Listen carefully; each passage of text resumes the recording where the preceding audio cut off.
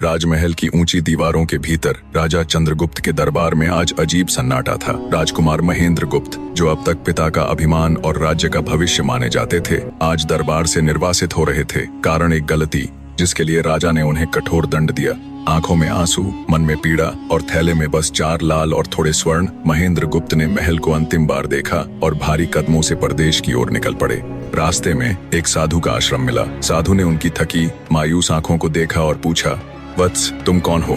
महेंद्र गुप्त ने अपना हाल सुनाया। साधु ने गंभीर स्वर में कहा, परदेश कठिन है, पर यदि मेरे 4 उपदेश याद रखोगे तो बच जाओगे।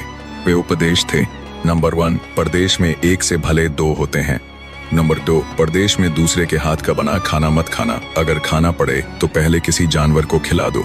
3, परदेश में दूसरे की बिछाई चारपाई पर बिना झाड़े मत सोना। नंबर 4, शत्रु के फंदे में फंसो तो नरमी और ज्ञान से उद्देश्य पाना। महेंद्र गुप्त ने प्रणाम किया और यात्रा आगे बढ़ाई। जंगल में एक दृश्य ने उनका दिल पिघला दिया। एक चील अपने पंजों में कछुए का बच्चा लिए उड़ रही थी, लेकिन बच्चा छूटकर गिर पड़ा। महेंद्र गुप्त ने सोचा, साधु की पहली बात पूरी होगी, सफर में साथी मिलेगा। वे कछुए को साथ ले चले। कुछ दिनों बाद एक पेड़ के नीचे आराम कर रहे थे। ऊपर सांप और कोआ रहते थे जो मुसाफिरों को मार डालते। सांप ने डसा और महेंद्र गुप्त की सांसें थम गईं। कछुए ने कोए से लड़ाई की, सांप को मजबूर किया कि वह विष खींचकर जीवन लौट आए। साधु की पहली बात सच हुई, साथी ने जान बचाई। एक में लड़ने को लगा, फिर वे समुद्र किनारे पहुंचे। कछुआ अपने माता पिता से मिलने चला गया और महेंद्र गुप्त अकेले रह गए। उसी जंगल में ठग परिवार रहता था, 4 बेटे और 2 बेटियां। बड़ी बेटी ज्योतिष विद्या जानती थी और निर्दयी थी। छोटी बेटी दयालु। बड़ी बेटी ने महसूस किया जंगल में कोई पथिक है जिसके पास 4 लाल हैं। ठगों ने महेंद्र गुप्त को पकड़ लिया। पहले बड़ी बेटी ने खाना परोसा, उसमें जहर था। महेंद्र गुप्त ने साधु की दूसरी बात याद कर भोजन पहले कुत्ते को दिया, जो तुरंत मर गया। वे बच गए। फिर उन्हें ऊपर कमरे में भेजा गया। बिस्तर नया और सजा हुआ था, पर उन्होंने तीसरी बात याद कर उसे झाड़ा। नीचे जलते अंगारों का कुआं था। उन्होंने पास पड़ी टूटी चारपाई पर रात गुजारी। आधी रात बड़ी बेटी कटार लेकर आई, लाल दे दे वरना मौत।